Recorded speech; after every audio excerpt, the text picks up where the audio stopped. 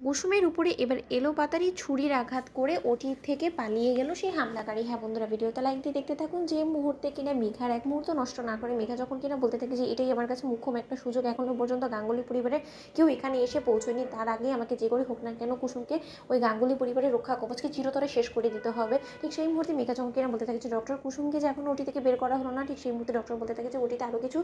ওনার treatment দেওয়া হচ্ছে, সেই সমস্ত কিছু শেষ হওয়া মাত্রই আমরা রীতিমতো পেশেন্টকে আইসিইউ রুমে শিফট করে দিব। ঠিক সেই মুহূর্তে যখন কিনা মেঘা বলতে থাকে যে এই সুযোগটা কোনো মতে হাতছাড়া করা যাবে না, ঠিক সেই মুহূর্তে মেঘা যখন কিনা হামলাকারী ছদ্মবেশ ধারণ করে এবং সেখানে যখন কিনা ওটির ছদ্মবেশ ধারণ করে সেখানে যখন কিনা মেঘা আয়ুষের চোখের সামনে দিয়ে ঢুকে পড়ে এবং মেঘা যখন কিনা বলতে থাকে যে এর পরবর্তীতে যখন কিনা কুসুম বেরোবে তখন আর কুসুমে সুস্থ সবল দেহ নয়, বরঞ্চ ওকে মৃত হিসেবে দেখবে আয়ুষ্মান গাঙ্গুলি তুমি, এবং তাতে করেই তোমার মৃত্যুর সময় আমি ঘনিয়ে আনবো। ঠিক সেই মুহূর্তে মেঘা যখন কিনা সেখানে ওটিতে একা পড়া অবস্থায় কুসুমকে পায়, ঠিক সেই মুহূর্তে মেঘা কুসুমের উপরে এলোপাতাড়ি ছুরির আঘাত করে কুসুমকে রক্তাক্ত অবস্থায় ফেলে রেখে সেই ওটি থেকে আয়ুষের সামনে দিয়ে বেরিয়ে যায়। এবং ঠিক তার পর মুহূর্তে যখন কিনা আরও কিছু ডক্টররা কুসুমকে আইসিইউ রুমে শিফট করার জন্য সেই ওটিতে ঢুকে এবং সেখানে কুসুমকে এরকম রক্তাক্ত অবস্থায় দেখা মাত্র ডক্টররা যখন চিৎকার করে বেরিয়ে এসে বলতে থাকে যে ডক্টর এটা কী করে সম্ভব। ঠিক সেই মুহূর্তে আয়ুষ বলতে থাকে যে কী হয়েছে ডক্টর, আপনারা এরকম দৌড়াদৌড়ি করছেন কেন, কী হয়েছে বলুন না আমাকে কী হয়েছে। ঠিক সেই মুহূর্তে হঠাৎ করেই সেই সমস্ত ডক্টররা যখন কিনা আয়ুষকে জানে যে কুসুমের উপরে কোনো এক হামলাকারী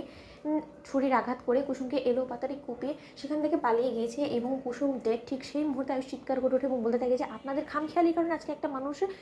মরে গেল, অথচ আপনারা কেউ টেরও পেলেন, আপনাদের চোখের সামনে দিয়ে গেল সেই হামলাকারীটা এবং সেই হামলাকারী ঢুকলো কী করে ওটির ভিতরে বলুন তো, এরকম একটা হসপিটালের সিকিউরিটি সিস্টেম কীরকম। ঠিক সেই মুহূর্তে যখন কিনা আয়ুষ বলতে থাকে যে আমি কোনো মতে মানতে পারছি না যে কুসুম আমাদের মাঝে আর নেই। ঠিক সেই মুহূর্তে যখন কিনা ডক্টররা বলতে থাকে যে আমরা এক্ষুনি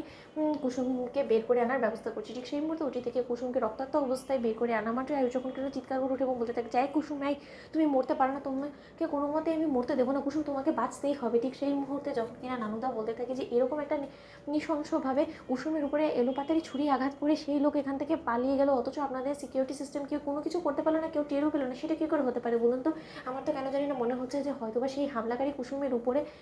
সেই গ্রামে হামলা করেই থেমে যায়নি, সে আমাদের পেছন পেছন করতে এখানে পর্যন্ত এসেছে এবং এখানে এসে কুসুমকে যেই কেনা তারা শুনেছে যে কুসুম সুস্থ হয়ে ওঠার চেষ্টা করছে, ঠিক সেই মুহূর্তে ওকে শেষবারের মতো চিরতরে ঘুম পাড়িয়ে দেওয়ার জন্য এইরকম একটা নোংরা চক্রান্ত করেছে এবং আয়ুষ আমার মনে হচ্ছে যে সে আমাদের মাঝেই আছে এবং সে আমাদের খুব কাছের এবং চেনা। অন্যদিকে যখন কিনা মেঘা দৌড়ে গিয়ে হসপিটালের পেছনে স্টোর রুমে গিয়ে যখন কিনা নিজের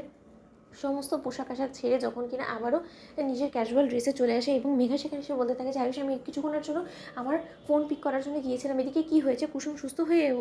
উঠেছে, কুসুম সারা দিয়েছে। ঠিক সেই মুহূর্তে যখন কিনা মেঘা বলতে থাকে যে বলো ওর মৃত্যু সংবাদটা। তো বন্ধুরা লাইক শেয়ার করে সাবস্ক্রাইব করো।